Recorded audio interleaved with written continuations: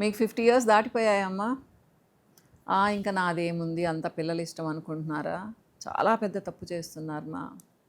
అంతా పిల్లల మీద వదలకండి, మిమ్మల్ని మూలను కూర్చోబెట్టేస్తారు.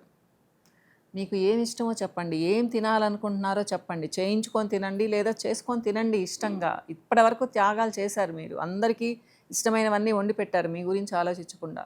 మీరు ఎంజాయ్ చేసే టైం వచ్చింది 50-60 ఇయర్స్ తర్వాత. ఒక ప్లేస్కి వెళ్ళాలి అనుకుంటే ముందుగానే పిల్లలతో చెప్పండి, నాకు ఇది చూడాలని ఉంది, నేను వెళ్ళాలి అని చెప్పండి. అది మీ హక్కుమ్మా. మీరు ఏదో త్యాగం చేసి గమనున్నారంటే మీ పరిస్థితి అలానే ఉంటుంది. ఇంకో 10 సంవత్సరాలైనా 20 సంవత్సరాలైనా అంటే మధ్యలో మీ బడ్జెట్ చూసుకోవాలి. మీ బడ్జెట్కి మించి అడగకూడదు ఏదైనా కానీ, నేను అది కూడా చెప్తాను. సో చిన్న చిన్న కోరికలు పిల్లలతో చెప్పండి మా. వాళ్ళు చాలామంది వద్దు అన్నారు, వాళ్ళకి తెలియకపోవచ్చు కూడా. అమ్మకి ఇది ఇష్టము, అమ్మకి ఇక్కడికి వెళ్ళాలని తెలియకపోవచ్చు. మీరు ఎక్స్ప్రెస్ చేస్తే తప్పకుండా తీసుకెళ్ళే అవకాశం ఉంటుంది. తీసుకెళ్ళకపోతే గట్టిగా అడగండి, నేను ఇప్పటివరకు ఏం అడగలేదు, నాకు చెయ్యాలి అని చెప్పండి. అంటే మన తాహతుకు తగ్గట్టు.